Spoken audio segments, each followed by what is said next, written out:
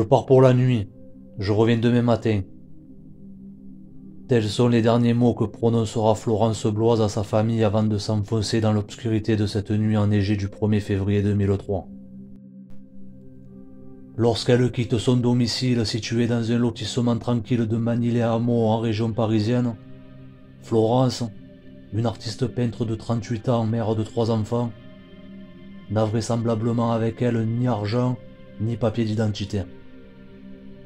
Elle a seulement emporté un petit sac avec son pyjama, ses brosses à dents et à cheveux, son livre préféré et des médicaments.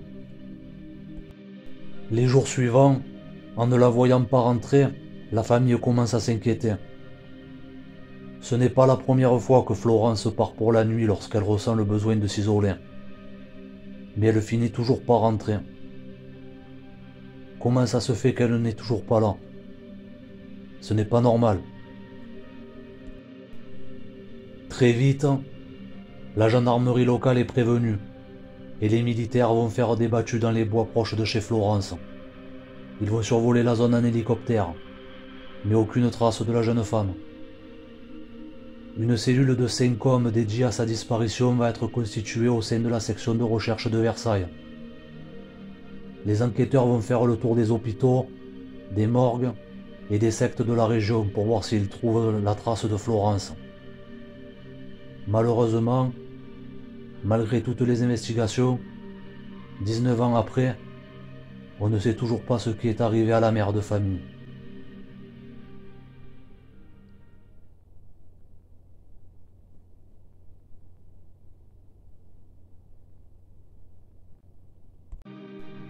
Bon, voilà encore une affaire de disparition qui a été très peu médiatisée. En fait, le nom de Florence Bloise, bon, il y a eu quelques articles sur elle dans les temps après la disparition. Après, elle a été recitée en fait par rapport à la disparition de Estelle Mouzin, qui a aussi disparu dans la région parisienne. Bon, elle a disparu à Guermantes, c'est pas du côté de Manille-les-Hameaux où a disparu Florence Bloise, mais c'est dans la même période de temps. Estelle Mouzin, elle disparaît le 9 janvier et Florence le 1er février, donc 3 semaines après à peu près. Bon, le profil n'avait aucun rapport. Une petite fille de 9 ans et une femme de 38 ans.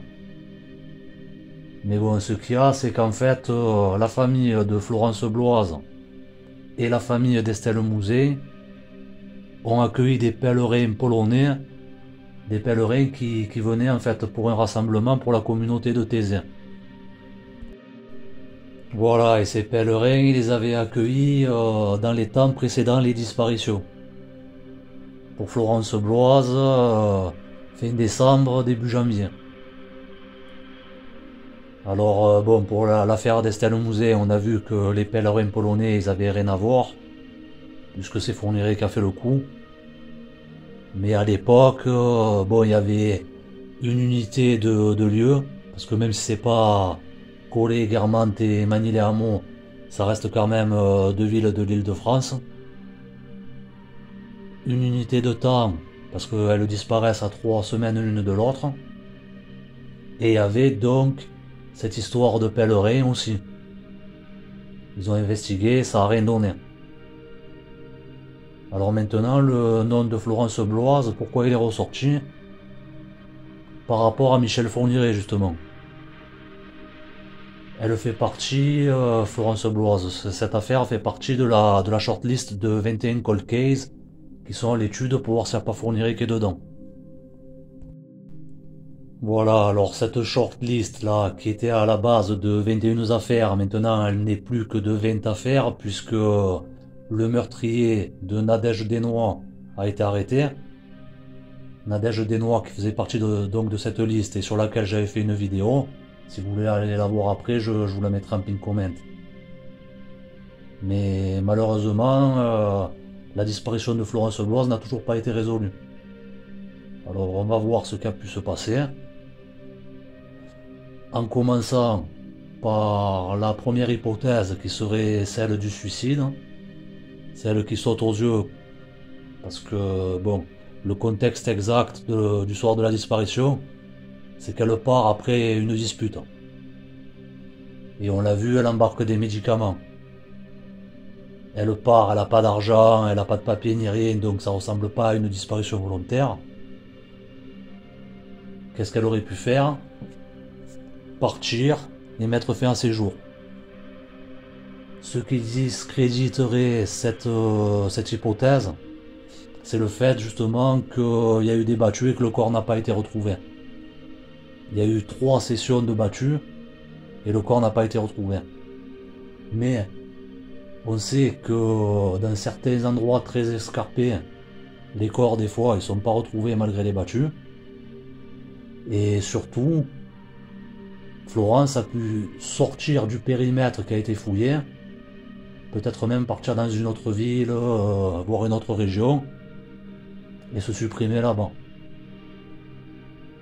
Exemple, le soir elle sort, il neige, un automobiliste la voit, lui propose de la déposer, elle accepte, elle se fait déposer à on ne sait combien de kilomètres, on ne sait où, et après elle met fin à ses jours là-bas.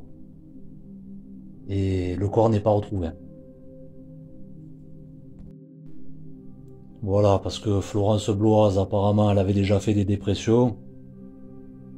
Alors, c'est peut-être pas une affaire criminelle, c'est peut-être simplement qu'elle est partie, qu'elle s'est tuée, qu'on l'a pas retrouvée.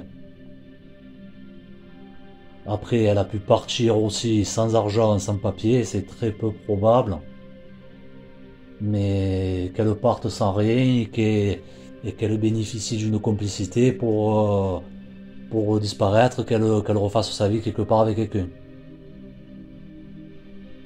Alors, bon, pour les recherches, ce qu'il y a, c'est qu'on ne sait pas si elle avait un téléphone portable, si elle a borné quelque part, on ne sait rien de tout ça, il n'y a pas toutes ces informations. Il n'y a quasiment rien dans les médias. Mais admettons que ce soit ça, qu'est-ce qu'il aurait pu se passer? Simplement, si elle avait un amant ou n'importe quoi, ou voilà, ils se rejoignent, elle part, elle décide de couper les ponts. Alors bon, à l'époque, elle avait 3 enfants de 10, 9 et 5 ans. Alors on peut se dire, ouais, elle serait pas partie, elle aurait pas laissé les enfants et blablabla. Mais ça s'est vu plus d'une fois que justement la mère part, qu'elle abandonne tout le monde. Donc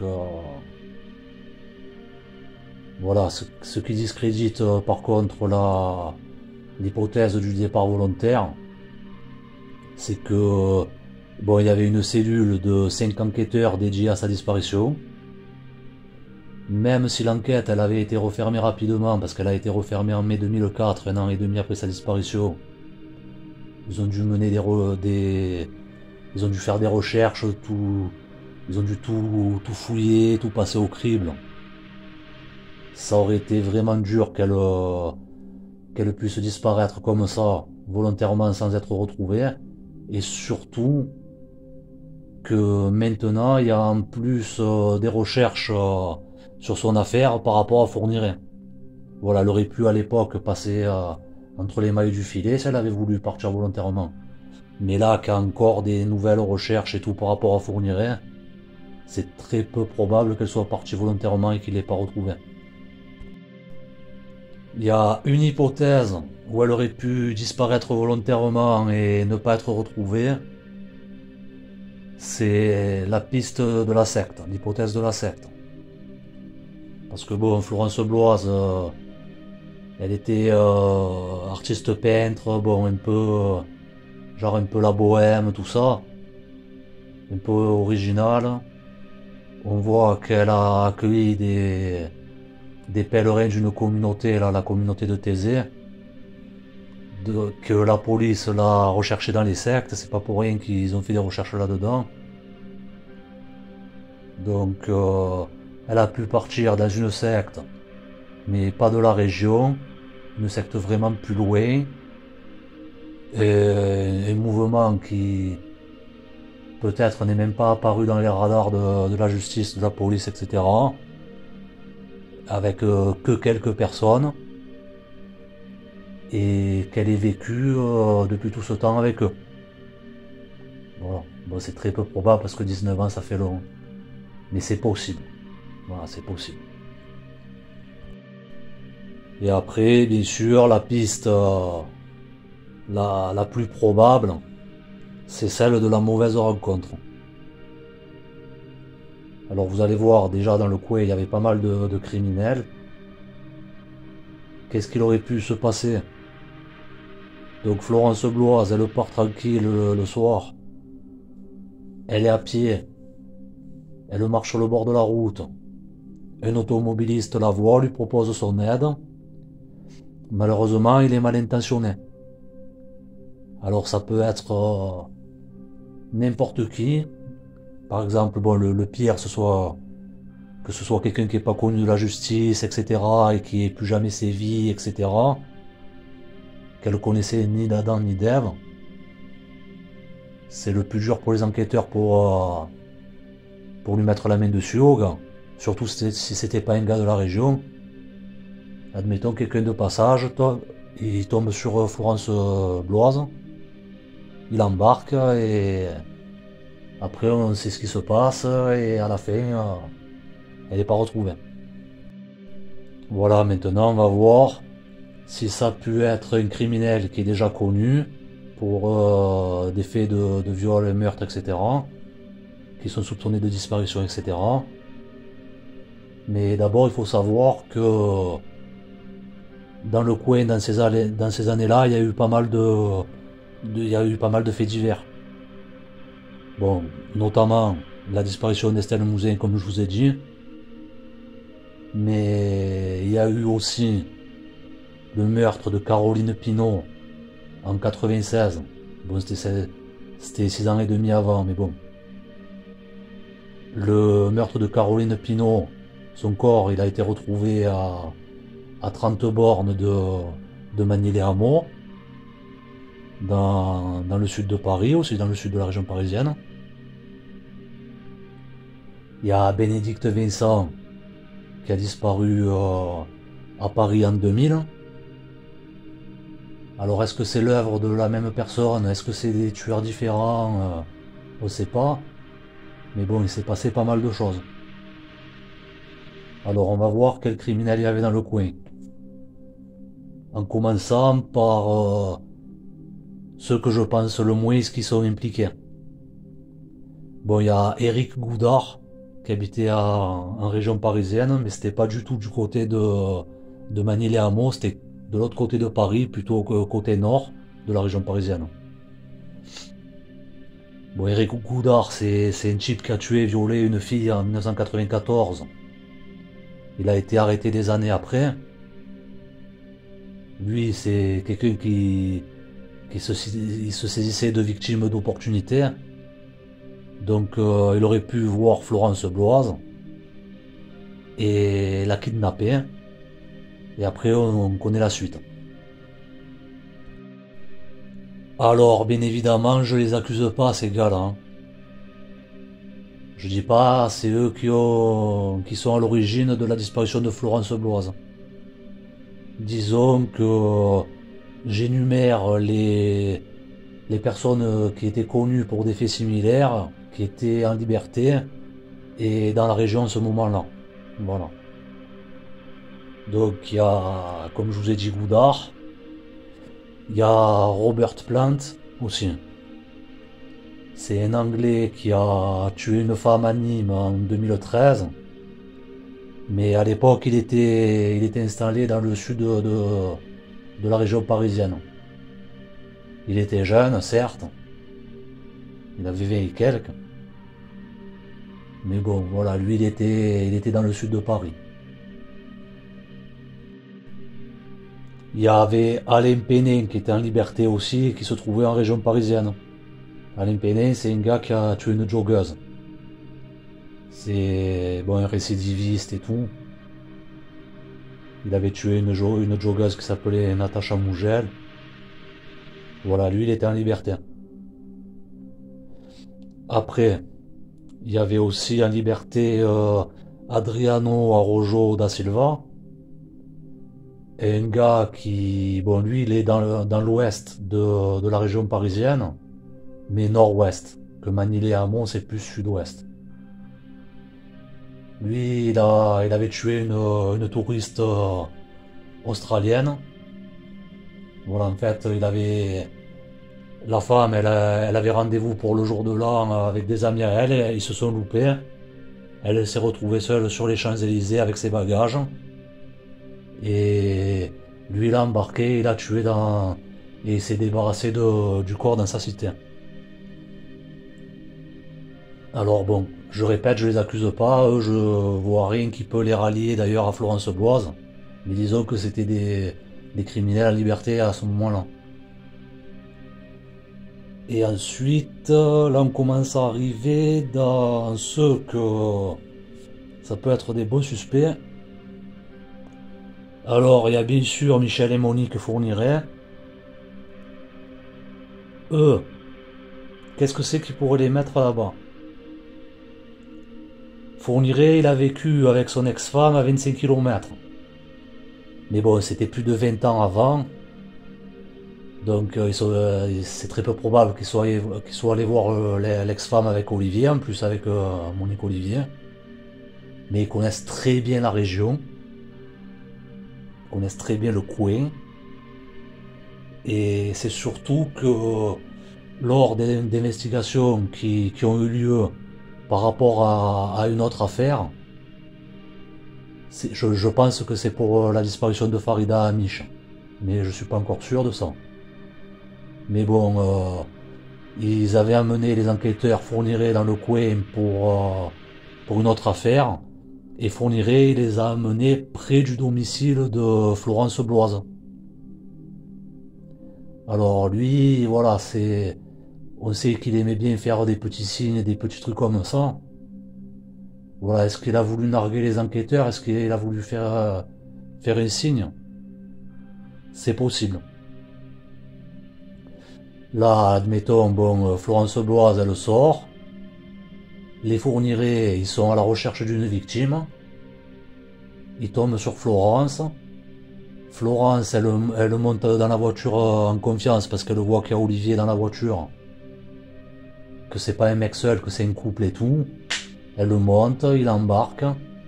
À l'époque, ils étaient domiciliés à Sarcusine en Belgique. Donc peut-être qu'ils l'ont embarqué, qu'ils l'ont drogué comme ils ont fait avec plusieurs victimes, qu'ils l'ont emmené en Belgique ou dans la région de Sedan. Ou à Lume même, puisque Fourniret il avait déjà hérité de la maison de Lume. Donc voilà, ça pourrait expliquer pourquoi le corps n'a pas été retrouvé aussi. Suivant. Le suivant, c'est Bruno Chollet. Bruno Chollet, c'est un gars qui a tué une touriste suédoise en 2008. Pourquoi je le vois bien comme suspect, en plus du fait qu'il était libre et à proximité à ce moment-là, c'est que il faut savoir que le soir où Florence Bloise a disparu, il y avait une genre de grève là. Il n'y avait ni bus ni taxi. Et Bruno Chollet, il fait le faux taxi. D'ailleurs, sa victime qu'il a enlevée et tuée en 2008, qu'est-ce qu'il a fait? Il s'est mis devant une boîte, il a fait le faux taxi, il l'a embarqué, il l'a amené dans une forêt, il l'a tué. Voilà, donc, le soir où Florence Bloise a disparu, comme il n'y avait pas de transport, rien du tout, bien sûr, pour les faux taxis, c'était le soir où il faisait le plus de clients. Il devait être là, à tourner de partout pour essayer de trouver des clients. Donc est-ce qu'il a fait une course? Il a déposé quelqu'un à Manille. Il est tombé sur Florence Bloise au retour, il l'a embarqué, il l'a tué. Possible. Voilà, quoi qu'il en soit, il était libre et en région parisienne lors de la disparition.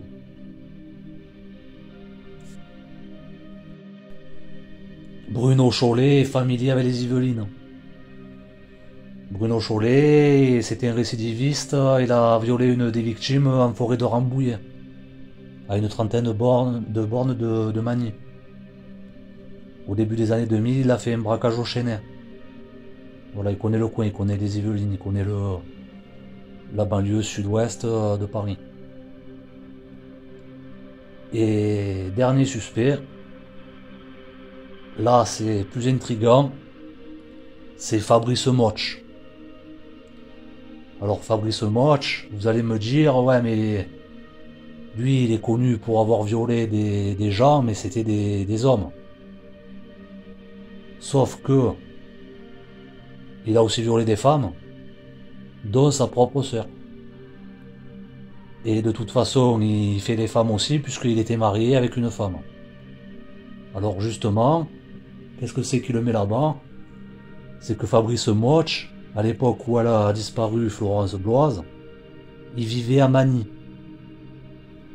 En réalité, là il est en prison pour meurtre, pour le meurtre donc du mari de la femme avec qui il était marié. Qu'est-ce qui s'est passé? En 96, Fabrice Motch, avec son frère, et avec la complicité de la femme de ce gars qui s'appelait Philippe Picot, ils sont allés chez lui, ils ont tué Philippe Picot, et quelque temps après, Fabrice Motch, il s'est installé dans la maison avec la femme de Philippe Picot, dans une maison qui se situe à Magny-les-Hameaux. Magny-les-Hameaux, c'est pas une mégalopole de 50 millions d'habitants, c'est une petite ville à l'époque, au moins 9000 habitants. Donc, ils devaient habiter pas des millions d'années-lumière de chez Florence. Voilà, ils habitaient le même village. Alors lui, il était pompier dans le coin. Qu'est-ce qu'il a pu se passer? Il rentre de ce service ou n'importe quoi.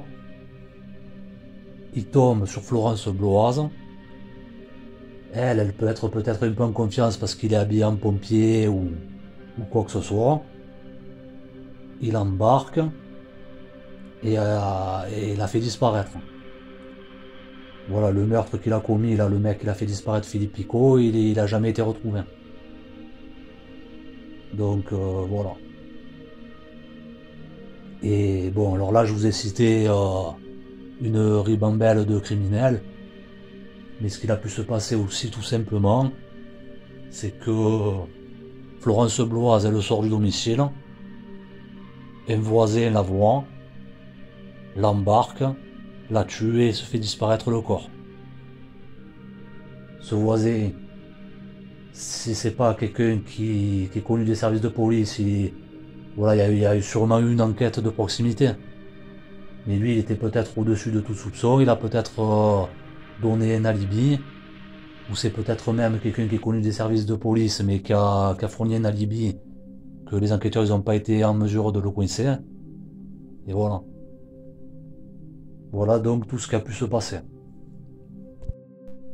Voilà, on a fait le tour des personnes qui ont commis des faits de nature criminelle qui étaient dans la région de Magny-les-Hameaux à cette époque. Maintenant, il reste un truc qui me turlupine. C'est que bon, parler des affaires criminelles et tout, faire des vidéos pour pas que les victimes elles tombent dans l'oubli, c'est bien.